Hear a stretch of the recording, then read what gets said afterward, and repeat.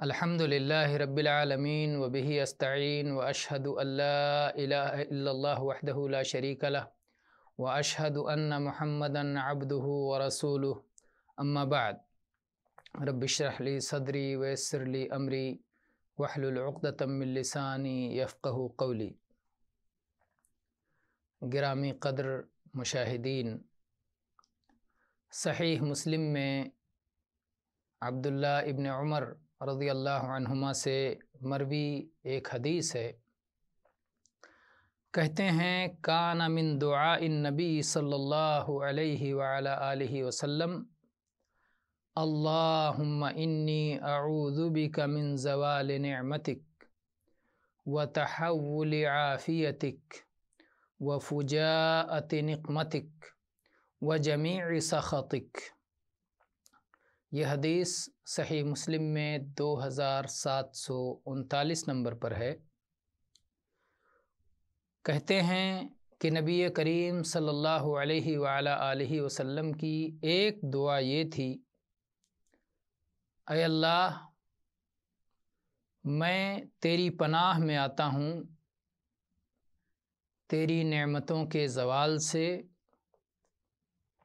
اور تیری عافیت کے بدل جانے سے، پلٹ جانے سے، اور اچانک تیری جانب سے کوئی سزا آ جانے سے، اچانک تیری ناراضگی سے، اور ہر قسم کی تیری ناراضگی سے میں تیری پناہ میں آتا ہوں۔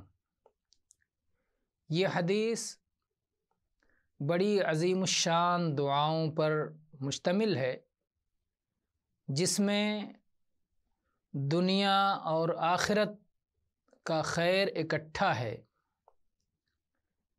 ایسا کیوں نہ ہو؟ کیونکہ نبی کریم صلی اللہ علیہ وآلہ آلہ وسلم کو اللہ تعالیٰ نے جامع کلمات سے نوازا تھا۔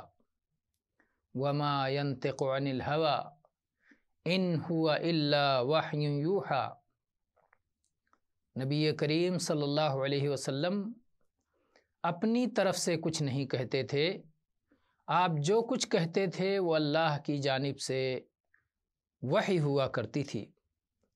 آپ نے اس میں پہلی دعا یہ مانگی ہے، اللہم انی اعوذ بک من زوال نعمتک، اے اللہ میں تیری پناہ میں آتا ہوں اس بات سے کہ تیری نعمت زائل ہو جائے، تیری نعمت مٹ جائے، تیری نعمت ختم ہو جائے۔ اللہ تعالیٰ کی بے شمار نعمتوں میں بندہ ہر وقت سر سے پاؤں تک نعمتوں میں ڈوبا ہوا ہے، اس کی نعمتوں سے فائدہ اٹھا رہا ہے۔ اب اگر یہ نعمتیں چھن جائیں تو کیا حال ہوگا؟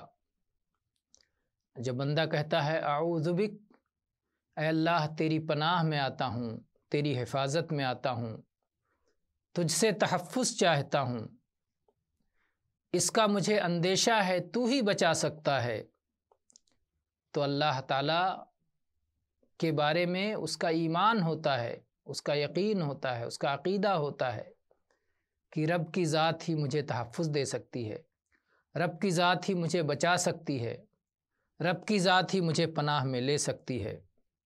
اللہ کے سوا اور تو کوئی نہیں جو پناہ دے سکے، جس کی طرف آدمی بھاگ کر کے جہاں چھپ جائے، جہاں قلعہ بند ہو جائے، اللہ زمین و آسمان کا مالک ہے، اسی کی پناہ تلاش کی جائے گی، اسی کی پناہ مانگی جائے گی، کسی اور مخلوق کی پناہ نہیں تلاش کی جائے گی۔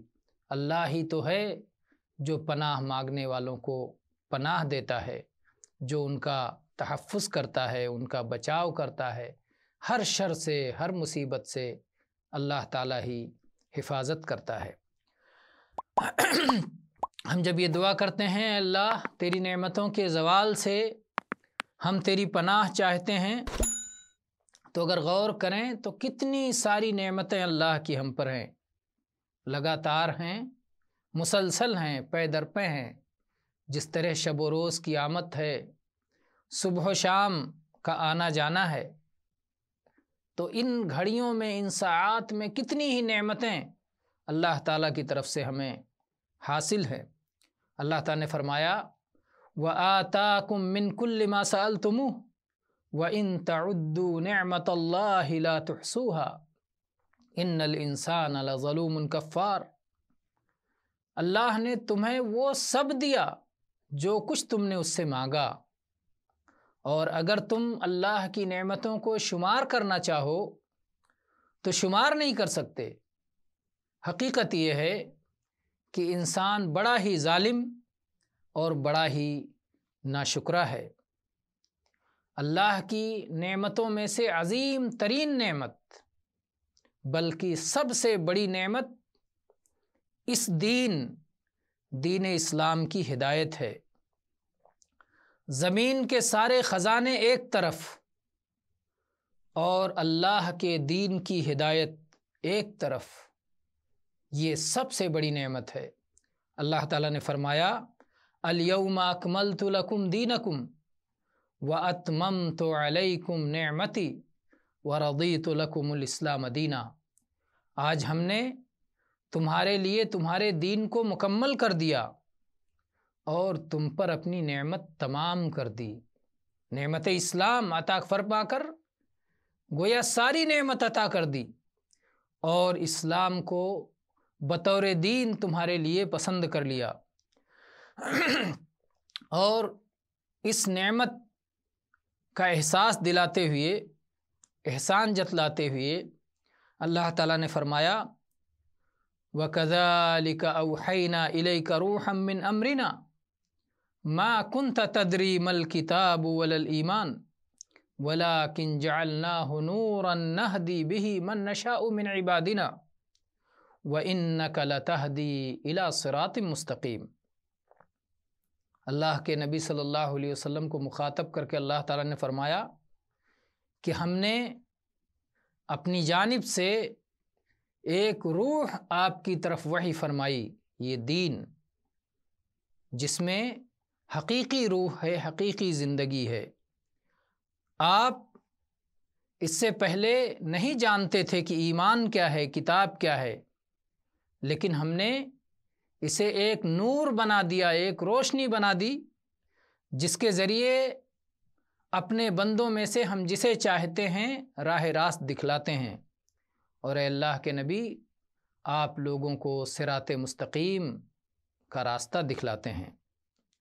صحیحین میں عبداللہ ابن زید ابن عاصم رضی اللہ عنہ روایت کرتے ہیں کہ اللہ کے نبی کریم صلی اللہ علیہ وآلہ آلہ وسلم نے انصار کو مخاطب کر کے فرمایا الم اجدکم ضلالا فہداکم اللہ بی، کیا حقیقت یہ نہیں ہے کہ میں نے تمہیں راہ راست سے بھٹکا ہوا پایا، ضلالت میں پایا، اللہ نے میرے ذریعے تمہیں ہدایت عطا فرمائی۔ یہ حدیث صحیح بخاری میں 4330 نمبر پر اور صحیح مسلم میں 1061 نمبر پر ہے۔ اور ایسے ہی اللہ تعالیٰ اہل جنت پر اس نعمت کا تذکرہ کرے گا۔ قرآن پاک میں اللہ نے فرمایا وَنَزَعْنَا مَا فِي صُدُورِهِم مِّن غِلٍّ تَجْرِي مِن تَحْتِهِمُ الْأَنْهَارُ وَقَالُوا الْحَمْدُ لِلَّهِ الَّذِي هَدَانَا لِهَذَا وَمَا كُنَّا لِنَهْتَدِيَ لَوْلَا أَنْ هَدَانَا اللَّهُ لَقَدْ جَاءَتْ رُسُلُ رَبِّنَا بِالْحَقِّ وَنُودُوا أَن تِلْكُمُ الْجَنَّةُ أُورِثْتُمُوهَا بِمَا كُنْتُمْ تَعْمَلُونَ۔ اور ان کے دل میں جو کچھ کینہ کپٹ ہوں گے ہم اسے نکال دیں گے۔ جنت میں اللہ تعالیٰ جب اپنے بندوں کو داخل کرے گا تو دل کے اندر جو میل ہوتا ہے، جو کینہ کپٹ ہوتا ہے، جو خرابیاں ہوتی ہیں، جس کی بنیاد پر آپس میں دلی بیماریاں پیدا ہوتی ہیں، حسد جلن وغیرہ ہوتا ہے، ان کو اللہ تعالیٰ جنت میں نکال دے گا، اور دل میں یہ خرابیاں، یہ بیماریاں، یہ میل کچیل باقی نہیں ہوں گے، اور اللہ تعالیٰ جنت میں رکھے گا تو نیچے سے نہریں جاری ہوں گی، اور ہر کسی کے زبان پہ یہ نغمہ ہوگا الحمدللہ الذی ہدانا لہذا۔ ہر قسم کی حمد و ثنا اس اللہ کے لیے جس نے ہمیں اس دین کی ہدایت عطا فرمائی تھی، اس جنت کے راستے کی ہدایت عطا فرمائی تھی۔ وما کننا لنہتدی لولا ان ہدانا اللہ، اور ہم ہدایت کی راہ نہیں پا سکتے تھے اگر اللہ تعالیٰ نے ہمیں ہدایت نہ دی ہوتی۔ ہمارے رب کے رسول حق لے کر کے آئے تھے، اور پھر جنت میں پکار کے ان سے کہا جائے گا کہ اس جنت کا تمہیں وارث بنایا گیا ہے تمہارے اعمال کی وجہ سے۔ ان نعمتوں کا شکریہ دل سے بھی ہونا چاہیے، اور اپنی زبان سے بھی ہونی چاہیے، اور اپنے عمل سے بھی ہونا چاہیے۔ اگر آدمی ان نعمتوں کا شکر گزار رہتا ہے تو یہ نعمتیں قائم رہیں گی، اور جب انسان ناشکری کرتا ہے، نافرمانی کرتا ہے، گناہ کا رویہ اپناتا ہے، تو پھر یہ نعمتیں ختم ہو جاتی ہیں۔ اللہ تعالیٰ نے فرمایا وَإِذْ تَأَذَّنَ رَبُّكُمْ لَئِن شَكَرْتُمْ لَأَزِيدَنَّكُمْ وَلَئِن كَفَرْتُمْ إِنَّ عَذَابِي لَشَدِيدٌ۔ آپ کے رب نے اس بات کا اعلان کر دیا ہے کہ اگر تم شکر گزاری کا رویہ اپناؤ گے تو ہم تمہیں مزید عطا کریں گے، اور اگر تم ناشکری کا رویہ اپناؤ گے تو اس بات کو یاد رکھو کہ میرا عذاب بڑا سخت ہے۔ اور ایسے ہی اللہ تعالیٰ نے ایک اور مقام پر ارشاد فرمایا وَضَرَبَ اللَّهُ مَثَلًا قَرْيَةً كَانَتْ آمِنَةً مُطْمَئِنَّةً يَأْتِيهَا رِزْقُهَا رَغَدًا مِّن كُلِّ مَكَانٍ فَكَفَرَتْ بِأَنْعُمِ اللَّهِ فَأَذَاقَهَا اللَّهُ لِبَاسَ الْجُوعِ وَالْخَوْفِ بِمَا كَانُوا يَصْنَعُونَ۔ اللہ نے ایک بستی کی مثال بیان فرمائی جو امن و چین اور اطمینان کی زندگی گزار رہی تھی، جس بستی میں پوری خوشحالی کے ساتھ ان کا رزق ہر جانب سے انہیں پہنچ رہا تھا۔ انہوں نے اللہ کی نعمتوں کی ناشکری کی تو اللہ تعالیٰ نے انہیں بھوک اور خوف کا لباس پہنا دیا، ان کے اپنے کارناموں کی بنا پر۔ جو کچھ وہ کیا کرتے تھے، جو کچھ انہوں نے ناشکری کا رویہ اپنایا، اس کی وجہ سے اللہ نے انہیں دوبارہ بھوک اور خوف میں مبتلا کر دیا، جبکہ انہیں امن و سکون عطا فرمایا تھا اور بھرپور رزق عطا فرمایا تھا۔ شیخ عبداللہ بسام رحمہ اللہ اس حدیث کی شرح میں فرماتے ہیں اللہم انی اعوذ بک من زوال نعمتک، اے اللہ میں تیری پناہ میں آتا ہوں تیری نعمتوں کے خاتمے سے۔ کہتے ہیں شیخ کہ سارے معاملات اللہ کے ہاتھ میں ہیں، وہی دینے والا ہے، وہی روکنے والا ہے، کوئی اس کے حکم کو ٹال نہیں سکتا۔ نعمتوں کے زوال سے بچنا ہے تو پھر اسی کے یہاں پناہ ہے، وہی نعمتوں کو جہاں چاہے رکھتا ہے اور جب چاہے نعمتوں کو ختم کر دیتا ہے، اور اسی دینے والے ہی سے مانگنا چاہیے جس نے نعمتیں دی ہیں، اسے سے سوال کیا جانا چاہیے کہ اے نعمتوں کے دینے والے تو نعمت کو ختم نہ کر۔ اور یہ نعمتیں عام طور پر گناہ کی وجہ سے زائل ہو جاتی ہیں۔ گویا جب ہم یہ دعا کرتے ہیں کہ اللہ نعمتوں کے زائل ہونے سے تیری پناہ میں آتا ہوں، تو اس کے ضمن میں ہم یہ بھی دعا کرتے ہیں کہ اے اللہ گناہوں سے حفاظت کرنا تاکہ ہماری نعمتیں زائل نہ ہو جائیں۔ اللہ تعالیٰ نے قرآن پاک میں فرمایا ظہر الفساد فی البر والبحر بما کسبت ایدی الناس، کہ خشکی اور تری میں ہر طرف فساد عام ہو گیا ہے لوگوں کے کرتوت کی بنا پر۔ تو لوگ جب گناہ کرتے ہیں تو پھر ہر جانب فساد پھیلتا ہے اور نعمتیں ختم ہوتی ہیں۔ اس کے بعد دعا کا دوسرا حصہ ہے وَتَحَوُّلِ عَافِيَتِكَ، اور اے اللہ تیری عافیت کے بدل جانے سے، کہ عافیت ختم ہو جائے، بیماری آ جائے، اے اللہ اس سے بھی ہم تیری پناہ چاہتے ہیں۔ عافیت کی نعمت ایمان و اسلام کی نعمت کے بعد بہت بڑی نعمت ہے۔ امام ترمذی اپنی سنن میں رفاع ابن رافع سے روایت کرتے ہیں کہ ابو بکر صدیق رضی اللہ عنہ ایک بار ممبر پہ کھڑے ہوئے اور رونے لگے اور کہا کہ اللہ کے رسول صلی اللہ علیہ وآلہ آلہ وسلم اسی طرح ایک بار ممبر پہ کھڑے ہوئے اور رو پڑے، اور آپ نے فرمایا صلی اللہ العفو والعافیہ فإن أحدا لم يعط بعد اليقین خیرا من العافیہ۔ یہ حدیث سنن ترمذی میں 3558 نمبر پر ہے، اور علامہ البانی رحمہ اللہ نے اسے صحیح قرار دیا ہے۔ اللہ کے نبی نے کہا کہ اللہ سے معافی طلب کرو، اللہ سے عافیت طلب کرو، کیونکہ یقین کے بعد عافیت سے اچھی کوئی نعمت انسان کو نہیں عطا کی گئی۔ تو یقین کے بعد عافیت کی نعمت بہت بڑی نعمت ہے، اور اس میں دین و دنیا دونوں کی عافیت کا سوال ہے کہ اے اللہ دین میں بھی عافیت عطا فرما اور دنیا میں بھی عافیت عطا فرما۔ بندہ دین اور دنیا جب دونوں کی عافیت مانگتا ہے تو دنیا اور آخرت اس کی دونوں کی اصلاح ہو جاتی ہے۔ یقین کے ذریعے آخرت کی سزاؤں سے بچ جاتا ہے، اور عافیت کے ذریعے سے دنیا کی بیماریوں سے، چاہے وہ جسمانی بیماریاں ہوں چاہے وہ قلبی بیماریاں ہوں، ہر طرح کی بیماری سے محفوظ ہو جاتا ہے۔ اسی طرح سے اللہ کے نبی کریم صلی اللہ علیہ وسلم نے اس میں یہ دعا بھی مانگی وَفُجَاءَتِ نِقْمَتِكَ، کہ اللہ اچانک اپنی سزا سے ہماری حفاظت کرنا، اچانک عذاب نہ آ جائے، اچانک سزا نہ آ جائے، جب کوئی جائے فرار نہ ہو، جب کوئی بچاؤ کی صورت نہ ہو۔ اللہ تعالیٰ نے اپنے بندوں کو اس سے خبردار کیا ہے۔ افامن اہل القری ان یاتیہم بأسنا بیاتا وہم نائمون او امن اہل القری ان یاتیہم بأسنا ضحی وہم یلعبون افامنوا مکر اللہ فلا یأمن مکر اللہ الا القوم الخاسرون۔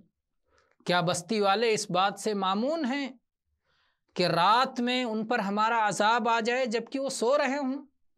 کیا بستی والے اس بات سے مامون ہیں کہ دن چڑھے ہمارا عذاب آ جائے اور وہ کھیل رہے ہوں؟ کیا وہ اللہ کی خفیہ تدبیر سے مامون ہیں؟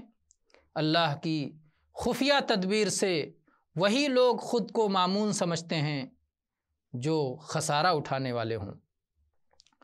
تو اللہ تعالیٰ کے اچانک عذاب سے نبی کریم صلی اللہ علیہ وسلم نے اللہ کی پناہ طلب کی، کیونکہ اگر اللہ کا اچانک عذاب آ جائے تو کوئی بندہ پھر اس سے بچ نہیں سکتا، ساری مخلوق اکٹھا ہو جائے اس عذاب کو ٹال نہیں سکتی۔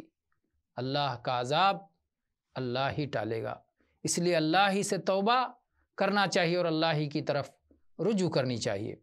اور سب سے اخیر میں اللہ کے نبی صلی اللہ علیہ وسلم نے اللہ کی پناہ طلب کی اللہ کی تمام قسم کی ناراضگی سے، وَجَمِيعِ سَخَطِكَ، اے اللہ تیری ہر قسم کی ناراضگی سے ہم تیری پناہ میں آتے ہیں۔ اگر اللہ بندے پر ناراض ہو جائے تو بندہ تو ہلاک ہو گیا، تباہ ہو گیا، خسارہ اس کا مقدر ہو گیا۔ اس لیے ہمیشہ ایک بندے کو اللہ تعالیٰ کی ہر قسم کی ناراضگی سے اپنے آپ کو بچانا چاہیے اور اللہ سے معافی مانگتے رہنے چاہیے۔ سنن ترمذی میں بلال ابن حارث رضی اللہ عنہ کی حدیث ہے کہ نبی کریم صلی اللہ علیہ وسلم نے فرمایا ان احدکم لیتکلم بالکلمۃ من رضوان اللہ ما یظن ان تبلغ ما بلغت फ़यक्तुबुल्लाहु लहु बिहा रिद्वानहु इला यौमि यल्क़ाह व इन्न अहदकुम लयतकल्लमु बिल कलिमति मिन सख़तिल्लाह मा यज़ुन्नु अन तब्लुग़ मा बलगत फ़यक्तुबुल्लाहु अलैहि बिहा सख़तहु इला यौमि यल्क़ाह। ये हदीस 2319 नंबर पर है सुनन तिर्मिज़ी में, और इमाम तिर्मिज़ी ने हसन सही करार दिया है कि तुम में से कोई शख्स अल्लाह की रज़ा का एक कलिमा अपनी ज़बान से अदा करता है, उसे ये गुमान नहीं होता कि इस कलिमे की रसाई वहाँ तक हो जाएगी जहाँ तक हो जाती है। अल्लाह ताला उस एक कलिमे की बिना पर उसके लिए क़यामत तक के लिए अपनी रज़ा लिख देता है, मुलाकात तक के लिए अपनी रज़ा लिख देता है। और एक शख्स अल्लाह की नाराज़गी का कोई कलिमा अपनी ज़बान से अदा करता है, उसे ये उम्मीद नहीं होती कि ये कलिमा यहाँ तक पहुँच जाएगा और इसकी ख़तरनाकी इस कदर होगी। अल्लाह ताला उस एक कलिमे की वजह से क़यामत तक अपने से मुलाकात के वक्त तक उस पर अपनी नाराज़गी लिख देता है।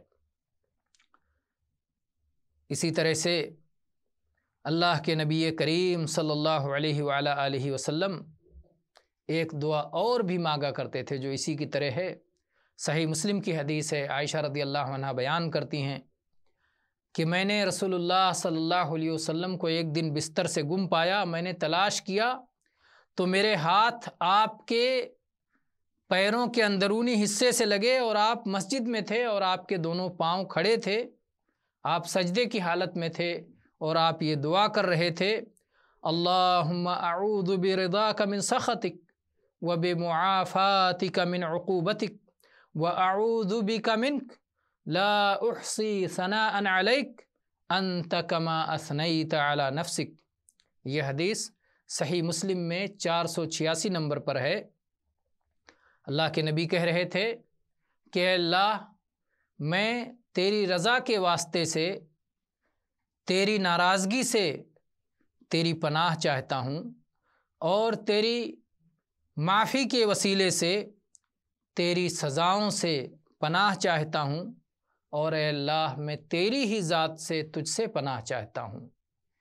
यानी तेरी ही ज़ात से, तेरी नेमतों के ज़रिए से, तेरी नेमतों के ज़रिए से और तेरी रहमत के ज़रिए से तेरे अज़ाब से पनाह चाहता हूँ। मैं तेरी कमा हक़्क़हू तारीफ़ नहीं कर सकता।